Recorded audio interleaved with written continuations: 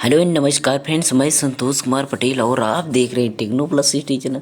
तो आज इस चैनल पर जो वीडियो है आपका क्लास 10th का साइंस का पेपर, साइंस के पहले पार्ट का जो पार्ट नंबर 1 है आपका, उस पार्ट से आपका जो इम्पोर्टेंट क्वेश्चन है उन क्वेश्चन को लेकर के आया हूँ। अगर आप हाई स्कूल के क्लास 10th में है और ईपी पोल से बिलोंग्स करते हैं तो आप इस वीडियो को पूरा देखिएगा। इस पार्ट के बाहर आपको बाहर मिलने वाला नहीं है, जो पार्ट का नाम है रासायनिक अपक्रिया एवं समीकरण। तो आपका रासायनिक अपक्रिया एवं समीकरण पार्ट से जितने भी इम्पोर्टेंट क्वेश्चन हैं आपका 100% इतने क्वेश्चन में मिल जाएगा। ये 100% मान के चलिए और आपको समझ में भी आ जाएगा। हम बोर्ड पर वीडियो बनाते हैं पर इन प्रश्नों को बोर्ड पर तो लिखेंगे नहीं, इतना बड़ा बड़ा क्वेश्चन इसका आंसर। तो हम इसका आंसर यही आपको पीडीएफ रूप में देंगे और हमने इसको स्क्रीनशॉट करके इसका पीडीएफ बना करके सारी चीज़ें रखा हुआ हूँ और आपको डिस्क्रिप्शन लिंक भी डाल दूँगा, वहाँ डाउनलोड भी कर सकते हैं। पर इसको आप समझिए कैसे पढ़ना है, कैसे याद करना है। और सभी हाई स्कूल इंटर की हर सब्जेक्ट की वीडियोज आपको हमारे चैनल पर मिलती रहती है और टेलीग्राम चैनल से जुड़ना चाहते हैं नीचे डिस्क्रिप्शन में है। चलिए वीडियो को स्टार्ट करते हैं और इम्पोर्टेंट क्वेश्चन की श्रेणी में हम चलते हैं। जो हमारा इम्पोर्टेंट क्वेश्चन आपके सामने है, ऊष्माक्षेपी या ऊष्माशोषी क्रिया का क्या अर्थ है, उदाहरण दीजिए। तो ऊष्माशोषी जो होती है और ऊष्माक्षेपी अपक्रिया जो होती है, इसको आप पढ़ लीजिए। बहुत बार पेपर में पूछा जाता है, जो कि एनसीईआरटी सिलेबस से बिलोंग्स है। आपको यहाँ पर देख सकते हैं कि एनसीईआरटी में आपका ये 10th में भी आया है और 20 में भी आया है। तो इसमें आपका ऊष्माक्षेपी अपक्रिया को आपको पढ़ लेना है ध्यान में रख करके, ठीक। तो ऊष्माक्षेपी अपक्रिया किसे कहते हैं, देखिए। ऊष्माक्षेपी अपक्रिया जो होती है, जिन रासायनिक अपक्रियाओं में उत्पाद के निर्माण के साथ साथ ऊष्मा की उत्पन्न होती है। यानी कोई ऐसी रासायनिक अपक्रिया हो, आप ऐसे लिखेंगे, कोई ऐसी रासायनिक अपक्रिया हो जिसमें उत्पाद के निर्माण, उत्पाद आप समझते होंगे, अगर ना समझते होंगे, उत्पाद होता है जो कि यानी अपक्रिया जब बनती है, इधर ये आपका इधर अभिकारक और इधर उत्पाद, ये जो एरो का सिंबल होता है, आप समझ रहे हैं नहीं समझ रहे हैं तो हम समझाते हैं। ये जो एरो का सिंबल होता है, इसके इधर आपका उत्पाद होता है और इसके आपका अभिकारक। तो जो एरो के बाद बनता है समीकरण में इधर साइड, उसी को उत्पाद बोलते हैं। यानी उसमें उत्पाद के साथ उत्पाद भी बने और उसके साथ साथ ऊष्मा भी बने, ठीक। तो अगर ऊष्मा बन रही है, ऊष्मा उत्पन्न हो रही है, तो इसका मतलब आपका ऊष्माक्षेपी अपक्रिया है। यानी ऊष्मा का क्षेप मिल रहा है, उसमें ऊष्मा मिल रही है, ठीक। और ऊष्माशोषी, ये नाम से ही पता है, ऊष्माक्षेपी मतलब ऊष्मा का अवशेष मिल रहा है, यानी ऊष्मा मिल रही है। और ऊष्माशोषी का मतलब ऊष्मा शोषित हो जा रही है, ऊष्मा उसमें गायब हो जा रही है।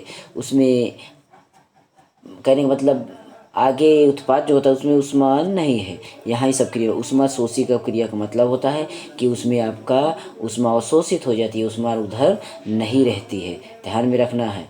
यानी आपको समीकरण जब देंगे तो क्या करना है, जो ये रासायनिक समीकरण जिससे इधर आपका अभिकारक हो गया और इधर आपका उत्पाद हो गया, तो उत्पाद के साथ साथ प्लस में आपका ऊष्मा भी निकलेगा तो ऊष्माक्षेपी, और अगर आपका माइनस में ऊष्मा होगा तो ऊष्माशोषी, यानी ऊष्मा इधर नहीं रहेगी, ऊष्मा अवशोषित हो जाएगी, ऊष्मा इसमें गायब हो जाएगी। ऊष्मा क्या होगा, इसमें गायब हो जाएगी और इसमें ऊष्मा उत्पन्न होगी। तो ये ध्यान में रखना है। और रासायनिक अपक्रिया जो समीकरण है यहाँ पर सामने दिया गया है, CH4 और उसके बाद O2, उसके बाद C, देखिए इधर CO2 है और इधर H2O है, प्लस ऊष्मा बना हुआ है और इसमें ऊष्मा आपका निकल रहा है नीचे वाली सप्री में, ठीक। ये छोटे क्वेश्चन में आपको मिलेगा और बहुत इंपॉर्टेंट क्वेश्चन है।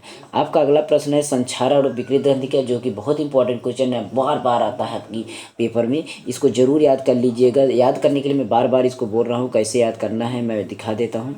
आपको क्या करना है, संक्षारण में सबसे पहले आपको क्या कैसे तैयार करना है। संक्षारण में आपको ये याद करना, संक्षारण अगर आप सुनेंगे जैसे जंग वगैरह लगता है, आप जंग सुने होंगे, लोहे में जंग लगता है, और देखे होंगे अगर एल्यूमिनियम यानी जस्ते में देखे होंगे तो सफ़ेद रंग का कुछ जंग लग जाता है, यानी कि वो जंग वही होता है। संक्षारण उसकी परतों को उतार देता है, यानी कि अगर आप लोहा है उसमें जंग लग जाता है तो क्या होता है, लोहा वो सड़ता जाता है, यानी कि वो जंग लगता है तो उसमें एक एक परत उतरती जाती है, यानी लोहा में धीरे धीरे पतला होकर के गायब हो जाता है। तो वही है संक्षारण को लगा, लेकिन इसको अपनी भाषा में नहीं देना है, इसको विज्ञान के रूप में भाषा में देना है। जैसे कि जब कोई धातु अपने आसपास अम्ल आर्द्रता के आदि के संपर्क में आती है ठीक, अपने आसपास जो होता है कोई अम्लीय चीज़ पाती है और अर्धतः नमी पाती है और उसके संपर्क में आती है तो संक्षारित हो जाती है। यानी आपको जल भी मिल जाए और आपकी नमी यानी पानी जल कुछ भी मिल जाए और इधर आपका वायु मिल जाए, इसके मिलने से आपका संक्षारण हो जाएगा।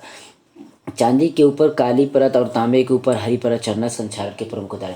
यानी चांदी का कोई सामान हो तो उसमें आप देखेंगे तो ऊपर ऊपर चांदी में आपका काला का नहीं कहते हैं, चांदी काला हो गया है तो इसका मतलब उसमें संक्षारण हो रहा है, जंग लगना शुरू हो गया है। और आप तांबे में वो हरी तांबे में देखें तो हरे रंग का अपना लगने लगता है तो जंग हो जाता है। लोहे में आप देखेंगे तो कत्थे रंग का काले भूरे रंग का हो जाता है। ये सारी चीज़ें संक्षारण हैं, समझ गए होंगे। विकृत गणिका को समझते हैं। विकृत गणिका क्या चीज़ है? जब वसा और तेल तथा उनमें बनाए गए खाद्य पदार्थ वायु की ऑक्सीजन से क्रिया करके ऑक्सीकृत हो जाते हैं।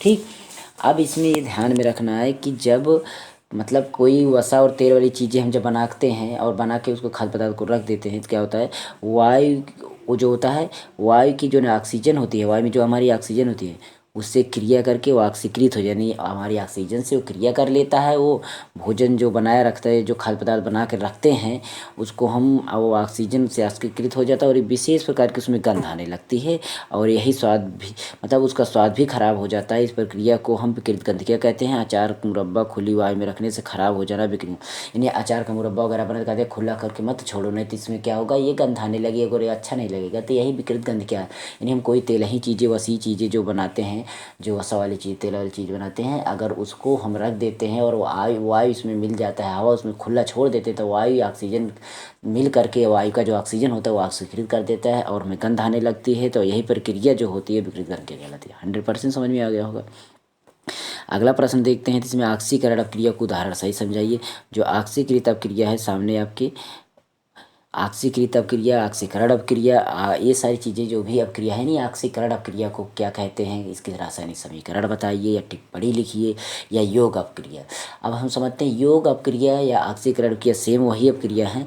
यानी जब कोई अपक्रिया यानी कोई अपक्रिया हो, जैसे अपक्रियाएँ हो रही हैं, इस ऐसे कोई अपक्रिया हो कि जिसमें आपका ऐसी कोई अपक्रिया हो जिसमें कि तत्व या यौगिक, मतलब अपक्रिया में कोई तत्व या यौगिक, तत्व मतलब तत्व का मतलब होता है ऑक्सीजन, कार्बन, हाइड्रोजन, ये सब तत्व हैं। या यौगिक जो होता है वो मिल करके कोई बना रहता है, जैसे तत्व ऑक्सीजन और ये मिलकर दो बन गए तो यौगिक हो गया। मतलब इस तरीके से का सहयोग या नाइट्रोजन का त्याग हो, हाइड्रोजन का त्याग हो। मतलब ये हमें पता चल रहा है कि कोई रासायनिक अभिक्रिया हो रही हो, उसमें ऑक्सीजन यानी ओ का मतलब ऑक्सीजन का सहयोग, ऑक्सीजन उसमें जुड़ जाए और हाइड्रोजन यानी एच का निकल जाना यानी त्यागना, हाइड्रोजन का निकलना, यही आपका अभिक्रिया का ऑक्सीकरण होता है। ऑक्सीकरण नाम से देखिए, ऑक्सीकरण से पता चला है कि ऑक्सीकरण ऑक्सी आ रहा है, ऑक्सी कर रहा है, ऑक्सीजन कर रहा है, ऑक्सीकरण हो रहा है, पर हाइड्रोजन निकल रहा है। ये ध्यान में रखना है। ऑक्सीकरण ऑक्सीजन आ रहा है और हाइड्रोजन निकल, यानी ऐसी अभिक्रिया जिसमें किसी तत्व या यौगिक में आपका ऑक्सीजन जुड़ जाए या सहयोग हो और हाइड्रोजन निकल जाए या त्याग हो, ऐसी अभिक्रिया को हम ऑक्सीकरण अभिक्रिया कहते हैं। उदाहरण के लिए सामने आपके देखिए, इधर सी है यानी कार्बन एक तत्व है, ऑक्सीजन यहाँ पर एक तत्व है, ठीक है, एक यौगिक है, जिसमें कि आपका CO2 इधर मतलब ऑक्सीजन मिलने के बाद ऑक्सीजन का यहाँ सहयोग हो गया और मिलने के बाद CO2 बन गया और कार्बन डाइऑक्साइड का निर्माण हो गया। ये अभिक्रिया जो हुई, इधर भी आपका गंधक गैस है सल्फर और इधर आपका ऑक्सीजन मिल करके यहाँ पर सल्फर डाइऑक्साइड एक यौगिक बन गया। तो इसी तरीके से हम ये भी अपक्रिया देख सकते हैं, यानी ऑक्सीजन इसमें मिल रहा है इसलिए ऑक्सीकरण हो रहा है, हाइड्रोजन वहाँ से निकल जाए तब भी ऑक्सीकरण होगा। अगला इंपॉर्टेंट क्वेश्चन है रेडॉक्स अपक्रिया। रेडॉक्स अपक्रिया क्या होता है, उदाहरण दे के समझाना। इंपॉर्टेंट क्वेश्चन, वेरी इंपॉर्टेंट, बढ़िया आता है क्वेश्चन। वह रासायनिक अभिक्रिया जिसमें अभिकारक और ऑक्सीकरण तो अभी समझ गए होंगे, ऑक्सीकरण कौन सी अभिक्रिया होती है, यानी अभिकारक का ऑक्सीकरण, जो अभिकारक जो इधर होता है, ठीक, ये तीर के एरो के जो इधर होता है अभिकारक का जो ऑक्सीकरण हो दूसरे अभिकारक का, मतलब इसमें दो अभिकारक हो, एक और प्लस दो अभिकारक हो, एक अभिकारक दूसरे अभिकारक का चयन होता है तो रेडॉक्स अभिक्रिया कहलाती है। आप चयन उपचयन अपचयन अपक्रिया कहलाती है। यानी इसमें उपचयन और अपचयन दोनों प्रकार की क्रियाएं होती हैं, जैसा कि यहाँ पर आपको सामने दिखाई देगा। अपचयन उपचयन कैसे हो रहा है, देखिए यहाँ पर CuO है, CuO है, और इसमें CuO इसमें से निकल जा रहा है, यानी O निकल जा रहा है, तो O का आपका क्या हो रहा है, ह्रास हो जा रहा है।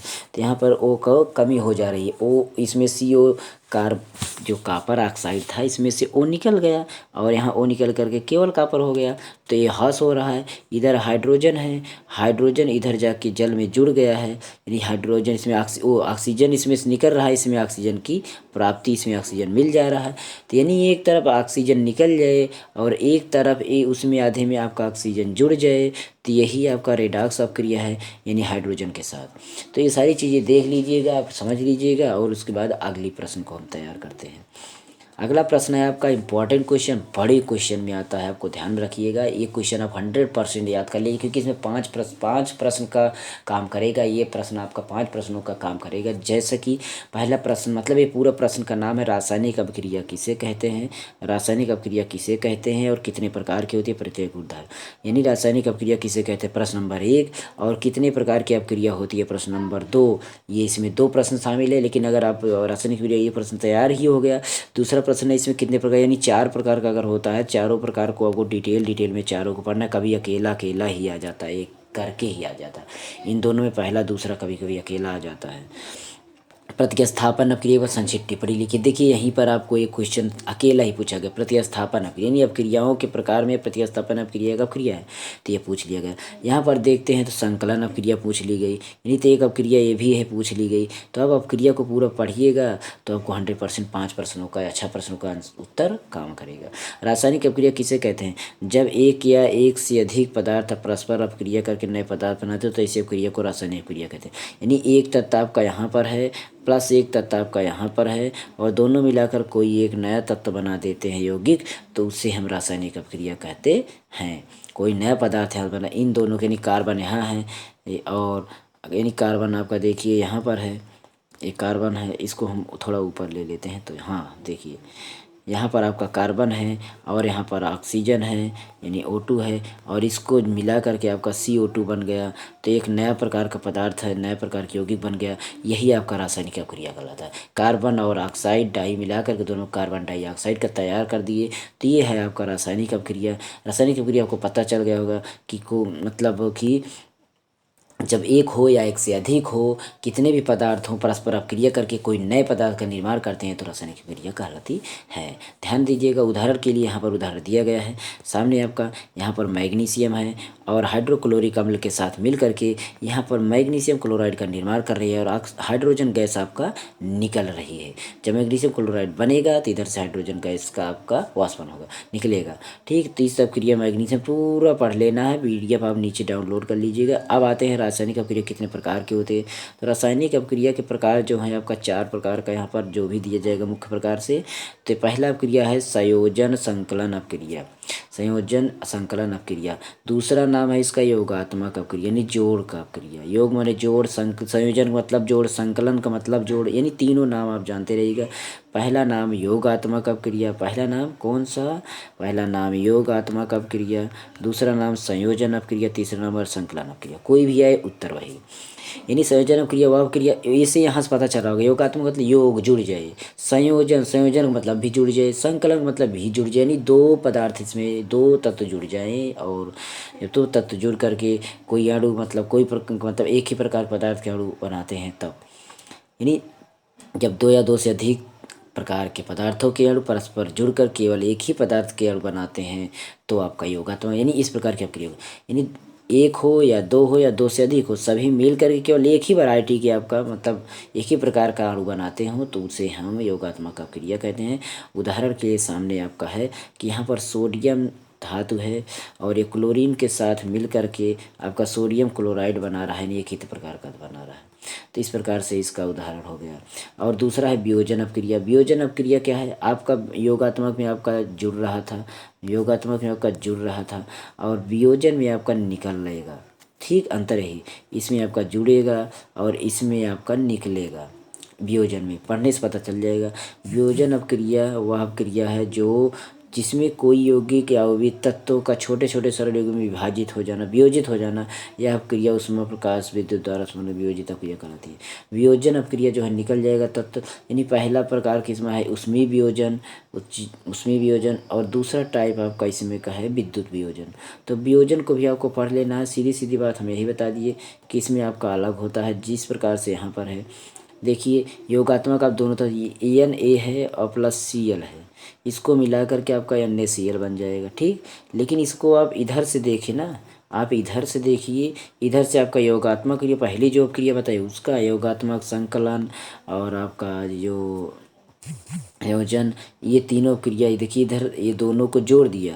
अब इसमें ये निकल मतलब अलग हो जाए, ये दोनों मतलब अलग हो जा रहे हैं। जब अलग अलग हो जा रहे हैं तो ये आपका वियोजन अपक्रिया, वियोजित हो जाए, थोड़ा अलग अलग हो जाए, सॉरी इसमें भूल गया मैं निकल जाने के लिए, इसमें वियोजित अपक्रिया हो जाए, थोड़ा वियोजन हो जाए, अलग अलग हो जाए। देखिए NaCl था, इसमें Na और प्लस Cl में अलगाव हो गया, वियोजन हो गया, तो आपका हो गया, ठीक। इसी तरीके से हम समझते हैं, अगर आपके समझ में आ जाए तो अच्छी बात है। चलते हैं अगली तरफ, क्वेश्चन बढ़ते हैं।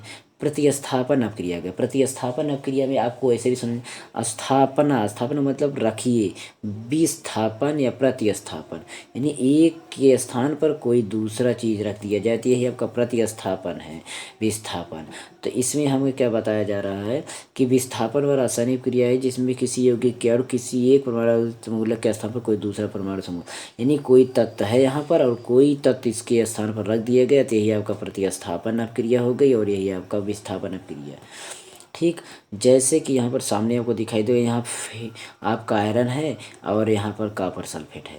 देखिए यहाँ पर आयरन अकेला था, लेकिन ये कॉपर सल्फेट यहाँ से निकल करके यहाँ आयरन के साथ, तो यहाँ पर फेरस सल्फेट हो गया, ठीक। ध्यान दीजिए SO4 यहाँ से निकल करके, SO4 आपको देखिए यहाँ से निकल करके आपका चला Fe के साथ, यहाँ पर Fe अकेला था, यहाँ पर Fe अकेला था, लेकिन SO4 इधर से निकल करके यहाँ Fe के साथ आ गया और CO अकेला हो गया।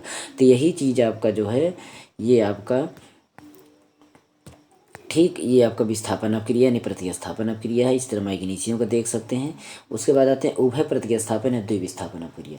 उभय प्रतिस्थापन या द्विविस्थापन अपक्रिया उसको कहते हैं, यानी कि आपका द्विविस्थापन, जब जैसे यहाँ पर क्या हो रहा था, एक तत्व किसी मतलब एक खाली था, इसका तत्व निकल कर इसमें जुड़ जाए या इसका तत्व निकल कर इसमें जुड़ जाए, तो ये आपका प्रतिस्थापन था। द्विविस्थापन में आपका क्या होगा कि दो तत्व में इसमें जो होता है अदला बदली हो जाएगी। जैसे कि जिस रासायनिक क्रिया में आयनों और घटकों का अदला बदली हो जाए, विनिमय आपका विनिमय हो जाए, तो वही नए यौगिक बनाते हुए प्रतिस्थापन अपक्रिया या आपका विलयनों के मध्य होता है। तो यहाँ पर आपका एक अपक्रिया है उसको दे दे और वो अगला इसको दे दे, यानी कि आपस में अदला बदली हो जाती है, तब इस प्रकार का। यहाँ पर उदाहरण के लिए देख सकते हैं, यहाँ पर आपका बेरियम क्लोराइड था, यहाँ पर सोडियम सल्फेट था। देखिए यहाँ पर ये वो बेरियम क्लोराइड आपका इधर चला है और सल्फेट आपका इधर चल गया, यानी आपस में तत्वों का अदला बदली कर लेना ही आपका द्विविस्थापन होगा। द्विविस्थापन, प्रतिस्थापन, द्विविस्थापन। तो इस तरीके से इसमें है उदाहरण, और उदाहरण पढ़ सकते हैं। वीडियो लंबा ना हो इसलिए हम इतना ही वीडियो बना देते हैं, और सारी चीज़ें आपको इस अगर कहेंगे तो दूसरे पार्ट का भी इसी तरह हम PDF लेकर आ जाएंगे, क्योंकि इसको बोर्ड बनाना बहुत ही बड़ा हो जाएगा। पर हम संतुलित समीकरण बताएंगे अगली वीडियो हम जब बनाएंगे, तो पहले पार्ट का ही संतुलित समीकरण करना, जो कि आपका 2 नंबर 1 नंबर में 100% आएगा, और उसको अच्छी तरीके से आप करेक्ट कर भी जाएँ। कुछ भी ना पता हो तब भी आप सही करके आए, ना आए तो बताना। और आप वीडियो को लाइक शेयर कमेंट जरूर कर देना, हो सके तो सब्सक्राइब भी कर देना। कमेंट 100% करना, आपकी इच्छा जो भी करना है कर सकते हैं, लेकिन आप हमें सपोर्ट कर सकते हैं। अगर आप सपोर्ट करते हैं तो हो सकता है हम आपके लिए अच्छा कुछ वर्क करें, या आप किसी का भला कर सकते हैं। ओके, तो मैंने जो भी वीडियो में बताया है साक्षात आपकी बुक से लिया गया है, NCERT सिलेबस से। इसी तरीके की इंपॉर्टेंट क्वेश्चन, इंपॉर्टेंट वीडियोज़ और सभी सब्जेक्ट की एक लिटरेरी बेसिक जानकारी हम यहाँ पर देते रहते हैं, ठीक। तो यही इतना था।